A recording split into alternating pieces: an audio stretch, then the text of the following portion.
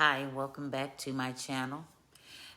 This episode is entitled When You Know, But You Don't. Years ago, God spoke to me as He has to others. You're going to do something big for me. I have yet to realize it, but I know in my heart that it is true.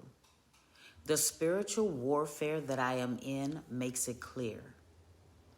Know that when you have a calling on your life, the devil fears you. I have prayed and am aware that there is a powerful anointing on my words, spoken and written.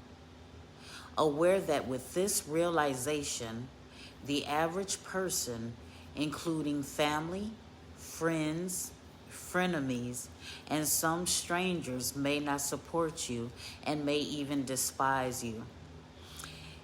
It is why people look at you in a certain way and are backbiters and gossipers, full of jealousy and envy. For this purpose, God gave me this word long ago. Behold, I have made your face as hard, strong as their faces, and your forehead as hard or as strong as their foreheads. I have made your forehead like emery or a diamond, harder than flint. Do not be afraid of them or dismayed at their looks, though they are a rebellious house. Ezekiel 3, verses 8 and 9. When you read further, Ezekiel was appointed a watchman. It was up to him to warn the people. The price of not being obedient is that he would be held responsible for their souls. Some people cannot fathom this type of responsibility. It is scary for me.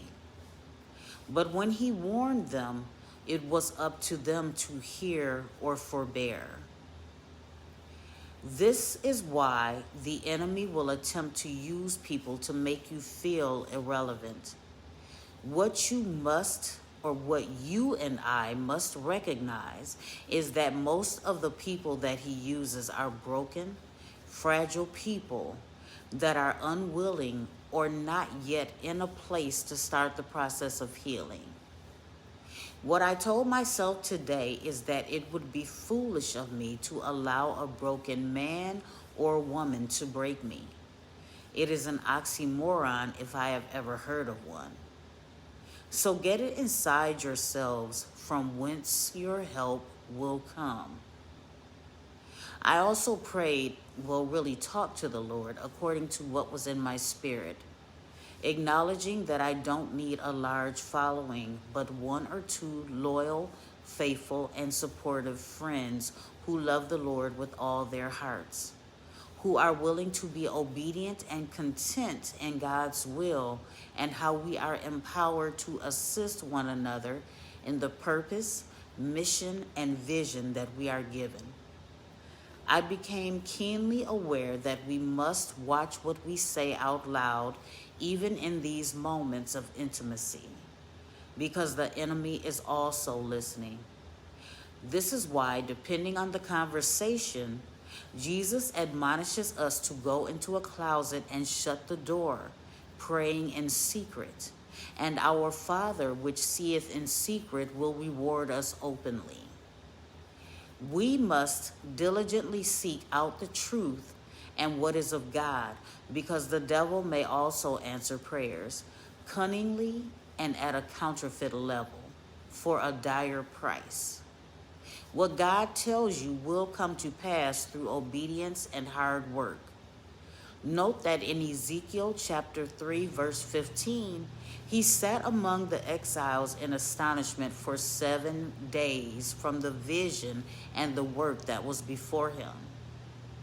It took him 7 days to grasp the momentum of the task that God had set before him.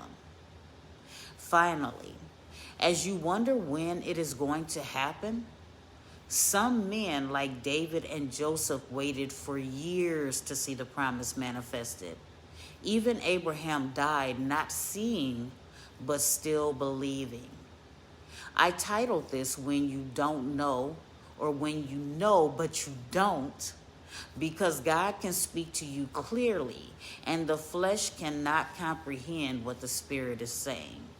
Even though David was anointed king years earlier, aware of the promises, in 1 Chronicles 14:1 and 2, it stated that after the king of Tyre sent messengers to David with the tools, equipment, and people to build the palace for him, it was then that he understood that the Lord had established and confirmed his word. This week was a glaring reminder of the lengths that the enemy will go through to keep you isolated. He knows the blessings of joining with even one like-minded person, especially in a godly relationship. It is written that one can put 1,000 to flight and two can put 10,000 to flight. That is powerful. So I will say this: those whom God have for you must have integrity and moral courage and character, because the devil is crafty, and anyone that will allow petty, vindictive individuals to influence their feelings for you are not worthy of you, and it is not God ordained. If they don't have that agape love for you, then they have not been sent by God, because it takes a strong individual to handle what comes with someone who is anointed by the Spirit, because this war is incessant. So let me ask you, what has God promised you? Thank you for joining me, always coming from a place of love. Thank you.